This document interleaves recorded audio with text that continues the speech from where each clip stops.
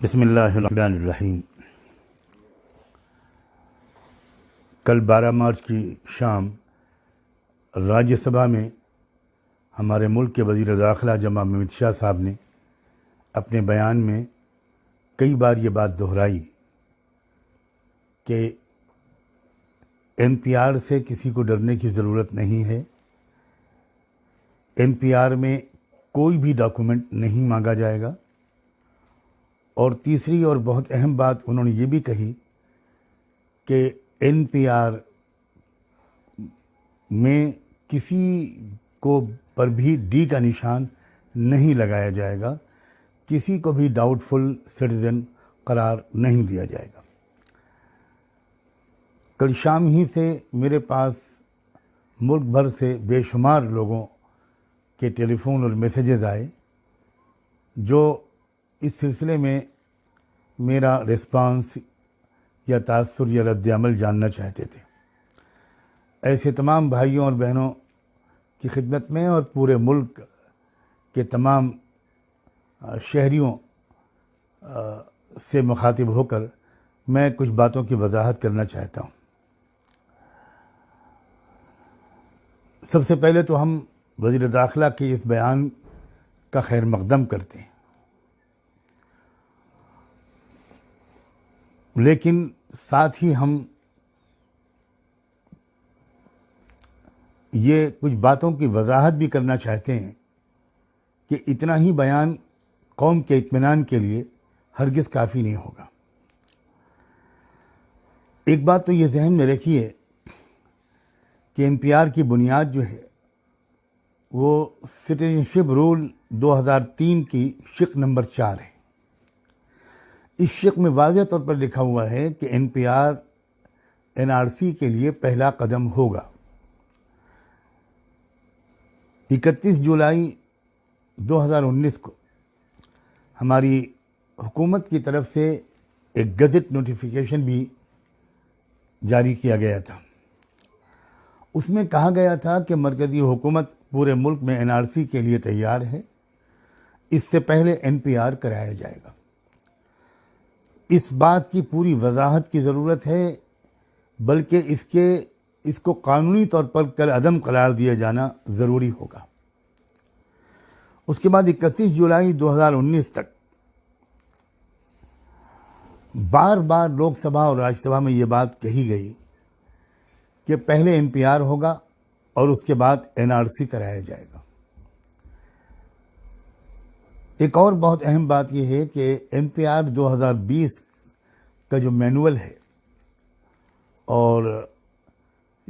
شہریت کے جو قواعد ہیں سٹیزنشپ رول 2003 کے شق نمبر 4 میں، جس کا میں نے ابھی اوپر تذکرہ بھی کیا تھا، صاف لفظوں میں یہ بات لکھی گئی ہے کہ این پی آر کرنے والے سرکاری جو اہلکار ہوں گے ان کو مکمل اختیار ہوگا کہ وہ جس کے بارے میں چاہیں ضرورت سمجھیں اس پر ڈی کا نشان لگا دیں۔ یہاں تک کہ کوئی بھی شخص اگر کسی شہری کی شہریت کے تعلق سے شکایت بھی کر دے، اعتراض بھی کر دے،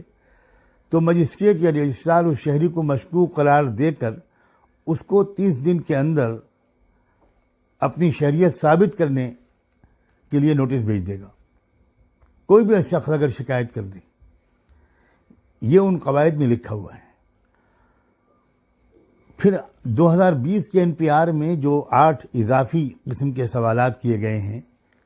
وہ ابھی بھی موجود ہیں، انہیں حکومت نے نکالا نہیں ہے، جن پر پوری قوم کو سخت اعتراض ہے، جس میں والدین کی جائے پیدائش، پلیس آف برتھ اور ڈیٹ آف برتھ، اور کسی شخص کا پریزنٹ اور پرماننٹ ایڈریس اور قومیت وغیرہ کے بارے میں بہت سے سوالات کیے گئے جو پہلے والے این پی آر میں نہیں تھے۔ ایک اور بہت اہم بات ہے جو مجھے مختلف دوستوں نے بتائی ہے پورے مختلف مقامات سے، کہ جن سرکاری اہلکاروں کو بھی این پی آر کی کارروائی کرنے کے لیے ٹریننگ دی جا رہی ہے، ان کو یہ بھی ہدایت دی جا رہی ہے کہ جس شخص کی مادری زبان اس کے رہائشی علاقے کے مطابق نہ ہو، اس کے نام کے سامنے ڈی لگ دیا جائے۔ اسی طرح جس شخص یا اس کے والدین کی تاریخ پیدائش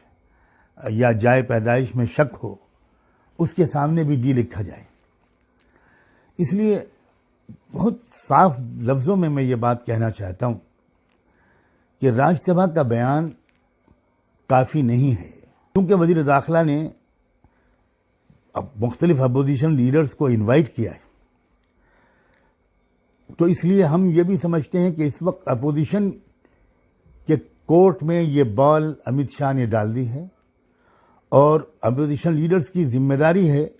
کہ وہ پوری قوم کی ایک اچھی اور بھرپور نمائندگی کر کے ٹھوس مطالبات سامنے رکھیں، قوم کو بھی اس سے آگاہ کریں، اور پھر دیکھیں کہ حکومت ان مطالبات پر کیا رسپانس دیتی ہے۔ اس سے ہم کو اپنے موقف کو قائم کرنے میں سہولت ہوگی۔ سب سے پہلی بات تو یہ ہے کہ پہلا مطالبہ یہ کرنا چاہیے، اور ہم کرتے ہیں حکومت سے، وزیر داخلہ سے،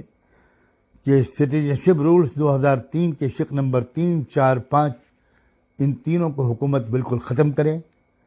تاکہ عوام میں مشکوک شہری بنائے جانے کا جو اندیشہ ہے وہ ختم ہو۔ اسی طرح ہوم منسٹری کو چاہیے کہ نیا گزٹ نوٹیفیکیشن جاری کرے،